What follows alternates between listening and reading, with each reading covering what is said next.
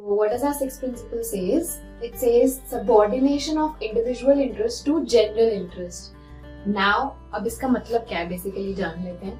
Subordination. Subordination word का मतलब क्या हो गया? पीछे रखना, किसी को अपने पीछे रखना, सबऑर्डिनेशन. बट किसको पीछे रखना?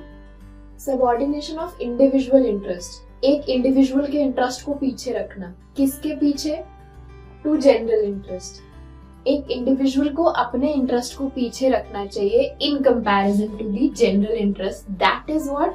Organisational interest. आपकी ऑर्गेनाइजेशन का ऑब्जेक्टिव.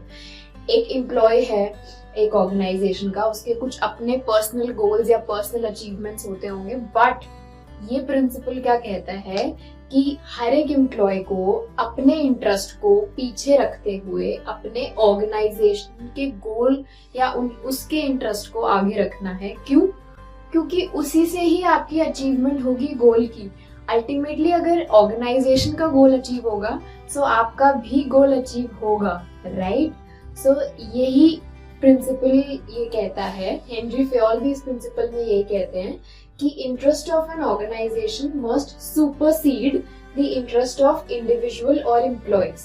एक वो एम्प्लॉय जो अपने इंटरेस्ट को पहले रख रहा है इन कंपैरिजन टू ऑर्गेनाइजेशन के, that means he is not working properly और he will not be regarded as a good employ in the long term. तो उसको लॉन्ग टर्म के लिए एक अच्छा एम्प्लॉय, अच्छा आप कह लो रिसोर्स एसेट नहीं कंसिडर किया जाएगा. क्यों? क्योंकि वो सिर्फ अपने इंटरेस्ट के बारे में सोच रहा है, अपने गोल की अपना फुलफिलमेंट हो जाए, अपना मैनेज हो जाए, ऑर्गेनाइजेशन जाए भाड़ में.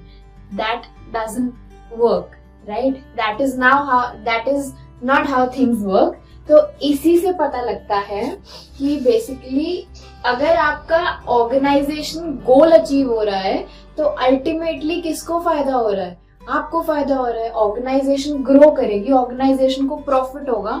सो अल्टीमेटली प्रॉफिट किस में आएगा? किसको मिलेगा? एम्प्लॉयज को मिलेगा, राइट? सो अगर कंपनी ही कल को डूब जाएगी, कंपनी ही बंद हो जाएगी, बैंकरप्ट हो जाएगी, क्या मिलेगा आपको? कुछ भी नहीं, राइट? सो ये फेयोल सजेस्ट करते हैं कि आपको कोऑर्डिनेशन बनाना है between individual and organizational goal, right? एक बैलेंस बना के चलना है, कोऑर्डिनेशन बना के चलना है, और इससे क्या होगा? अचीवमेंट होगी ऑर्गेनाइजेशनल गोल की. अगर आप इसको वायलेट करेंगे तो क्या होगा? ना ऑर्गेनाइजेशनल गोल अचीव होगा, ना आपका गोल अचीव होगा, right? So according to Henri Fayol, the interest of organization must supersede. Organization का गोल आगे आ जाना चाहिए आपके पर्सनल गोल से, right? Okay, we'll see you in our next video then with another principle.